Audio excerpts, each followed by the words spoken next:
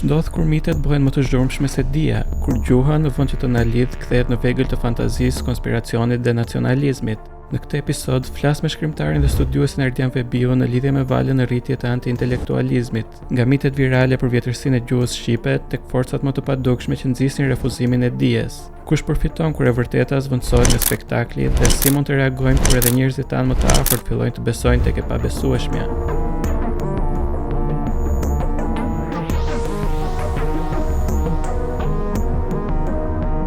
Ardian, duket sikur gjuha shpesh në zemër të shumë miteve nacionaliste. Ka diçka që e bën atë më të fuqishme edhe se flamujt dhe kufit që na shtyn ndonjëherë ose shtyn shumë njerëz që të luftojnë shumë për këtë?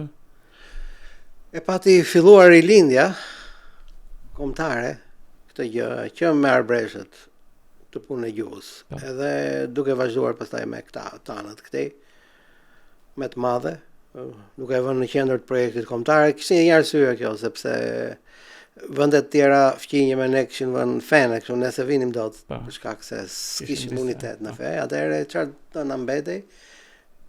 Historia që reduktoi tek Skënderbeu, mitologjia tek Pellazgët dhe këto histori që na i dhan arbreshët, dhe gjuha që ishte realiteti i përgjithshëm, dhe që i bashkonte të gjithë shqiptarët.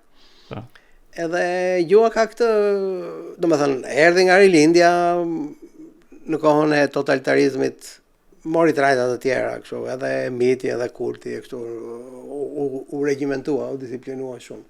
Mbas 90-s pastaj rifilloi kjo kthimi në irracionalizmin, nacionalizmin lingvistike në këto gjëra. Kështu dhe u mendoj që tek ne kjo mund të shpjegohet me këtë që ne shikojmë gjuhën si një tipar të çdo shqiptari. Domethënë, ndryshe nga tiparet tjera kombëtare, që flamuri ose kufiri që janë kufiri, më shumë themi është i shtetit.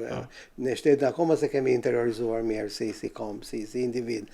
Ose kufiri që ne interesojmë më shumë për kufirin e gardhit, të oborit, se sa për kufirin shtetor. Gjuhën e kemi tonën dhe duket sikur na marrin pjesë të gjithë në të si pronar në mënyrë të barabartë. Domethënë jo vetëm na përfshin në këtë entitet supra-individual që është kombi, por dhe na përfshin në titull të barabartë. Që na pëlqen në të gjithë, dhe jemi të gjithë njësoj për punën e gjuhës. Kështu që tani e kemi ripërqafuar me të madhe, natyrisht me ato forma që e dim. Pse duket sikur disa njerëz, sidomos vitet e fundit, kanë një lloj fiksimi me idenë që shqipja është gjuha më e vjetër e botës, ose që mund të shpjegojë të gjitha gjuhët e botës.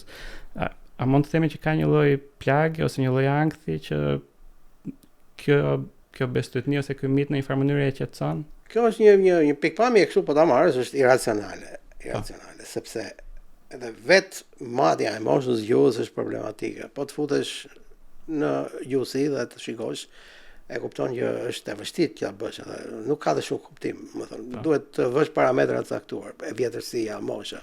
Pastaj ajo ideja që kush është gjuha e parë prapë është problematike, se a ka kuptim të bëhet kjo pyetje apo jo. Domethënë brenda dijes është një çik pa kuptim si pyetje. Mirë, po kuptohet, tu po flasim për folklor, për mit, dhe njerëzit nuk rrin të vrasin mendjen nga ana epistemologjike, domethënë shkon apo nuk shkon si pyetje kështu. Ata e marrin për të mirëqenë këtë gjë që ekziston mundësia që një gjuhë të jetë shumë e vjetër dhe të jetë më e vjetër nga të gjitha, atëherë pse të mos jetë shqipja, dhe fillojnë pastaj të gjejnë argumenta për ta provuar si tezë. Por në fakt, përjardhja e kësaj ka të bëjë pak me poshtrimin që ndjejmë ne. E kemi ndjerë edhe më përpara kompleks inferioriteti në raport me popujt e tjerë të Evropës, për arsye historike, por sidomos tani, këto 30 vjet të fundit, u forcua për dy faktorë.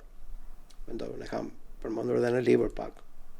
I pari është shqiptarët mbas 90-s dolën në mënyrë masive, njerëz të thjeshtë, më përpara dilnin specialistë, ambasador, politikanë, kishin kontakt shumë kufizuara me botën më përpara. Mbas 90-s i patën masive këto kontakte dhe u ndjen inferior, u futën në përpunë të çfarëdoshme, u në përkëmbën u fyen, edhe për kombin u fyen, për identitetin e për gjitha.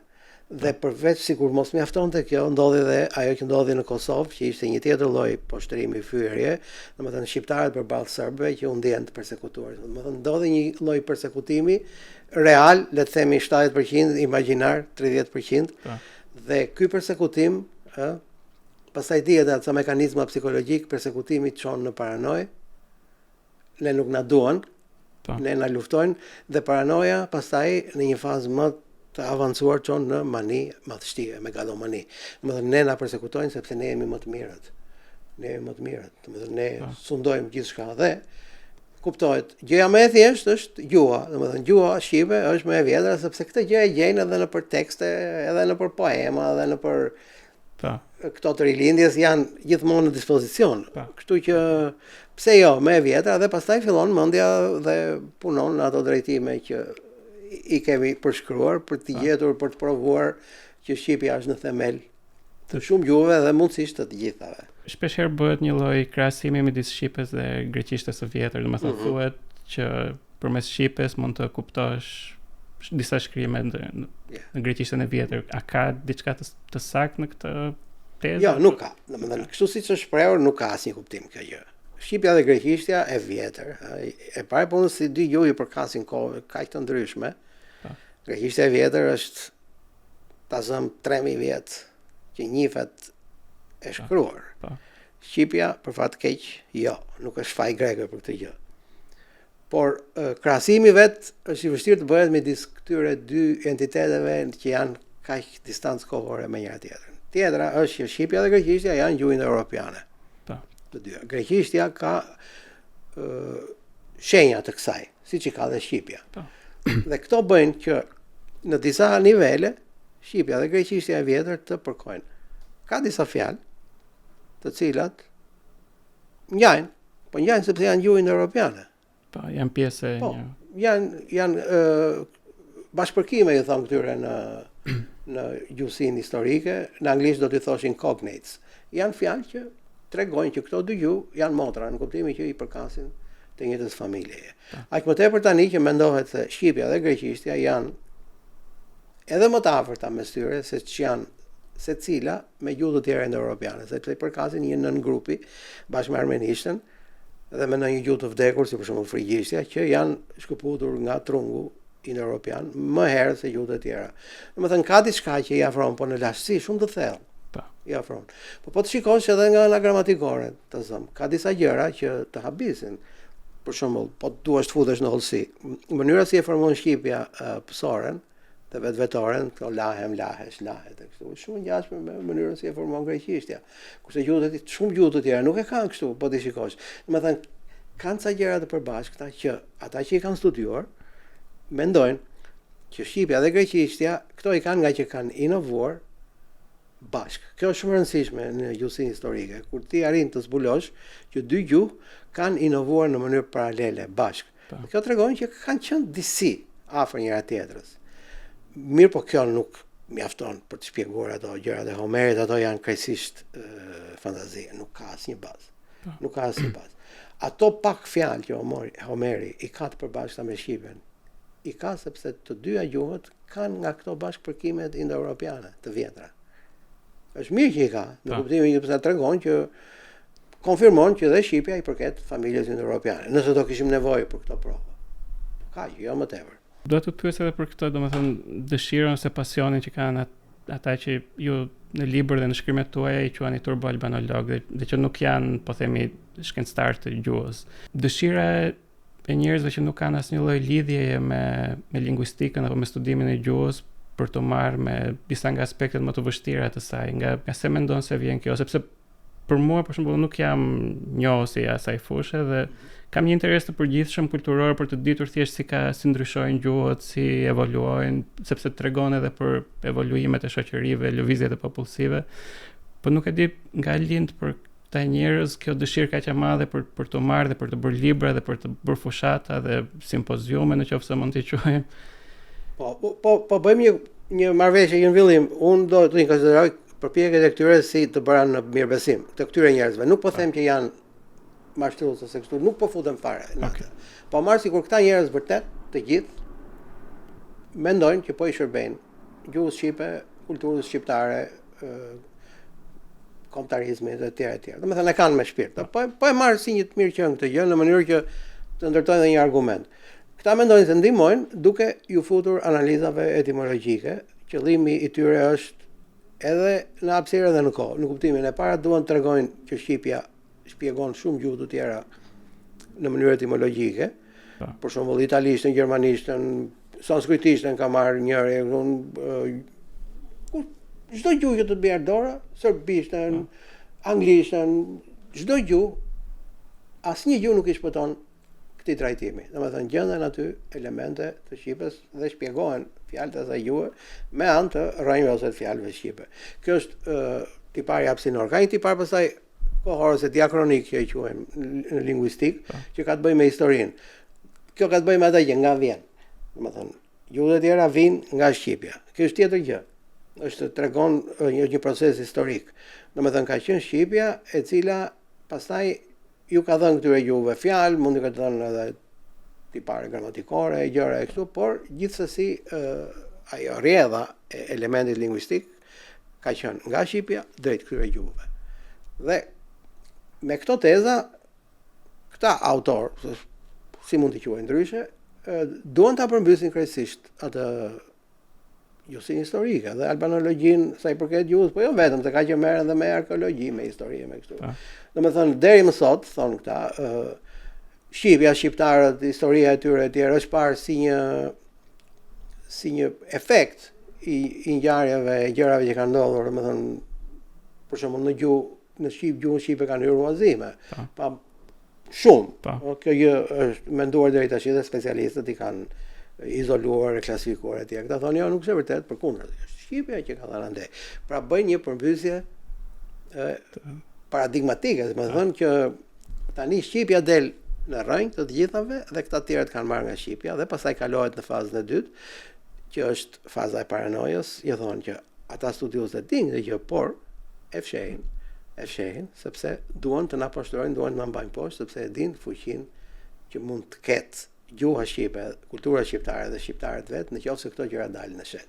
Domethënë është një konstruksion i tërë ky, domethënë që fillon me gjuhësinë, vazhdon me mitografinë, me folklorin, me historinë, po ideja është kjo për të nxjerrë atë primatin e shqipes dhe të shqiptarëve. Tani është futur edhe komponentja gjenetike në mes, me këto haplogrupet dhe me këtu, janë tërbuar njerëzit me këto. Në fakt më falë se të ndërpres, nuk e kuptoj sepse e kuptoj deri diku tek një pjesë atyre që hynë në këtë fushë dhe ju pëlqen të, domethënë ta propagandojnë, të flasin për të, por ndonjëherë shikon dhe njerëz që janë, po themi, intelektual që fillojnë dhe flasin për këtë. Bile për mendimin tim, këta janë problemi.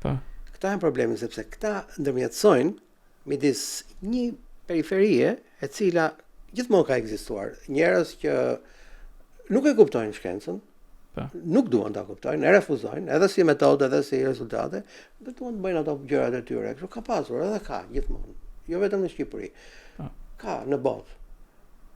Edhe në Rusi ka, edhe në Turqi ka, edhe në Rumani ka, edhe gjithandej njerëz që vetëm të shikosh për shembull çdo vit sa libra botohen që e shpjegojnë etruskishtën ta zëm me një gjuhë të çfarëdoshme. Që nga rusishtja tek shqipja ka dalë për shqipja tjera. Bile po lexoja para pak kohësh një autor i cili thoshte që për një doktrinë që ka dalë tani, do të thonë, në Rusi, që i shpjegon etruskët si pasardhës të rusëve. Pse? Se eti ruski, domethënë këta janë rusë. E kupton? Domethënë ka ngjashmëri edhe tek ata me patjetër, domethënë kjo gjë është, si të them, është diçka e natyrshme. Është këta që thoni ju, domethënë, këta intelektual të cilët kërkojnë tolerancë ndaj këtyre dhe përkundër i thonë që i bën mirë imazhit të shqipëve dhe të shqiptarëve, ose të bëjnë atë pyetjen çarmatose, çat keqje ka. Këta janë më të dëmshëm, pse? Sepse këta e normalizojnë atë fenomenin. Domethënë e bëjnë si një pjesë të kulturës mainstream, që ka pasoja jo të pafajshme kjo gjë.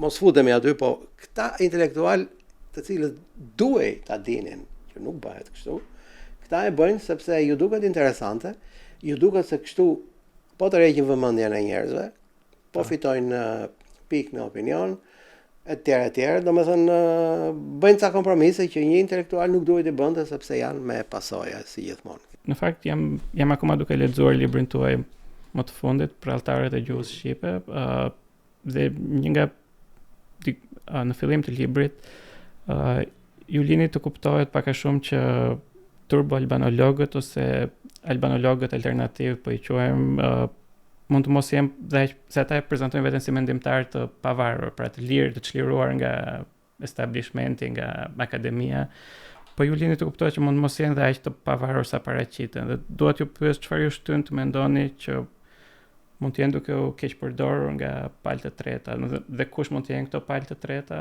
Jo, unë nuk e besoj këtë gjë, nuk kam asnjë arsye, domethënë provë kështu që ta besoj, por argumenti im është ky. Është krejtësisht spekulativ. Në kuptimin që nëse një palë e tretë do donte të minonte ta zon traditën albanologjike në Shqipëri, aktivizimi i këtyre burimeve alternative do ishte një mënyrë për ta minuar. Dhe siç po ndodh sot të zëm që figura si e Qerem Çabej përdhozen lirisht në disa vende.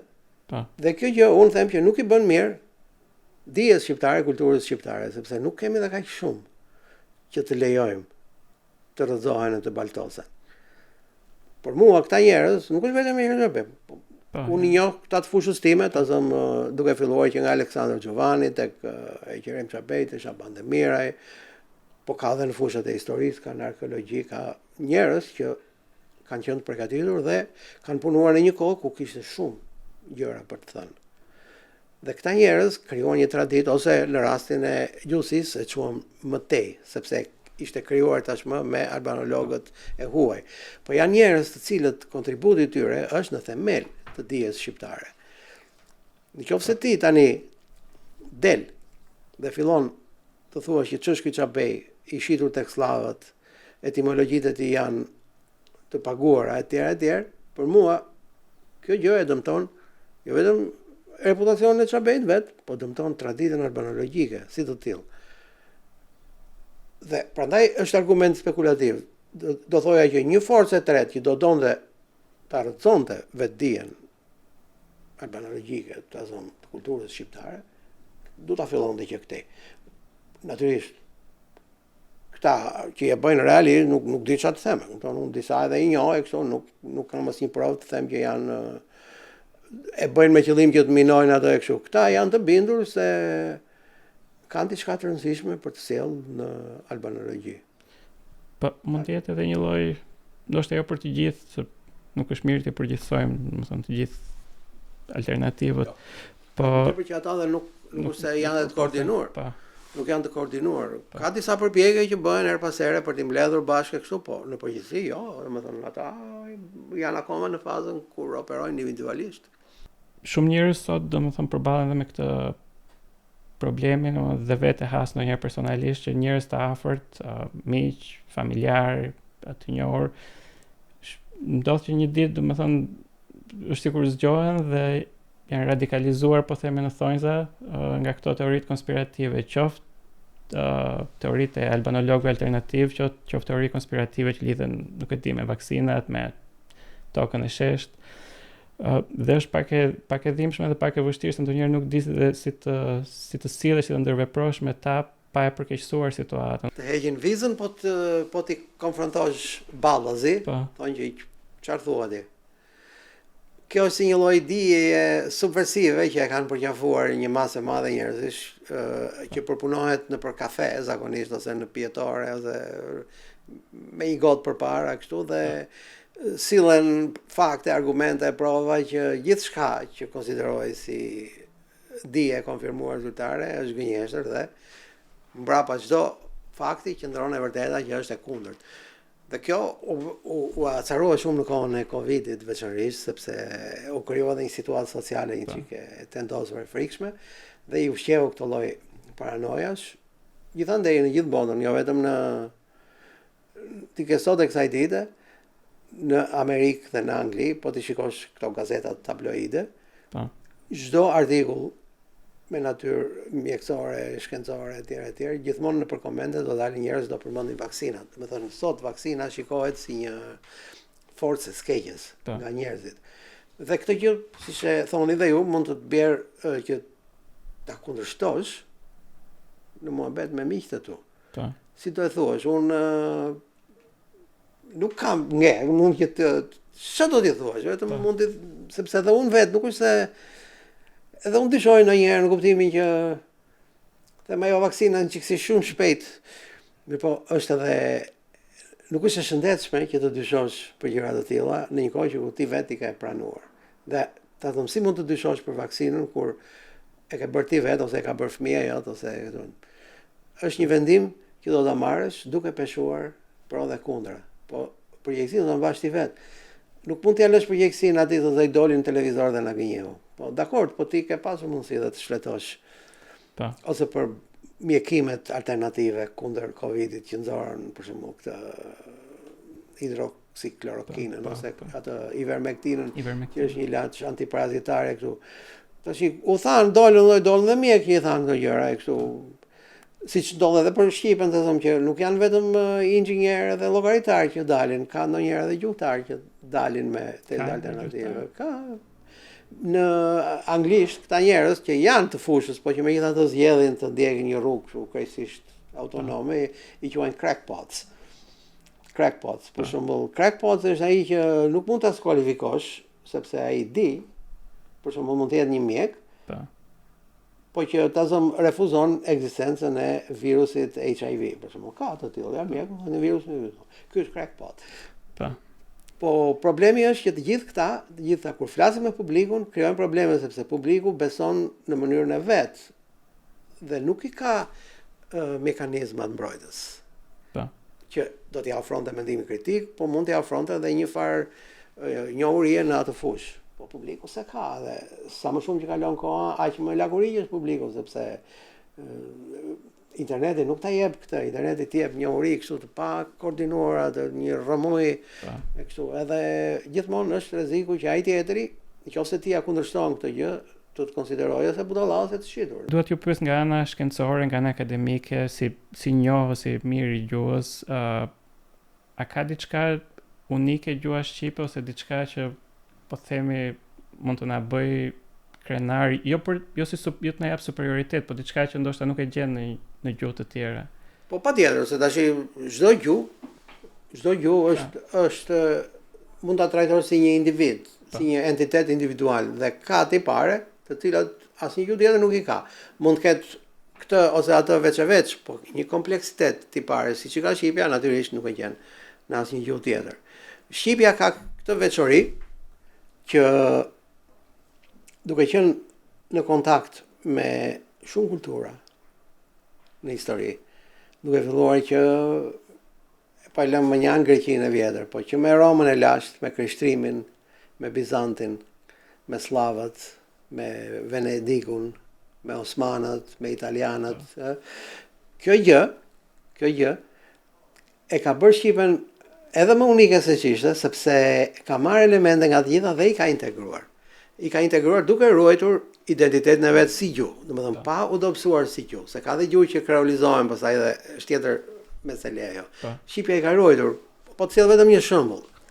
Po të studiosh në shqipe kuptimet dhe përdorimet e fjalës qejf. Fjalë qejf. Është një fjalë që në shqip ka hyrë nga turqishtja e kohës osmane. Por po ti shikosh, mjafton të hapësh një fjalor dhe të shikosh gjithë frazeologjinë e fjalës. Foljet me të cilat ajo kombinohet. Gramatikën, duke filluar që nga i hyn në qejf, i del nga qejfi, vjen në qejf. Bën qejf, etj. Janë me dhjetra të tilla. Dhe të përpiqesh të kuptosh çfarë është qejfi tamam nga ana psikologjike për shqipfolsin dhe shqiptarin që e flet gjuhën. Kjo gjë është unike në Shqip, sepse turqishtja nuk e ka.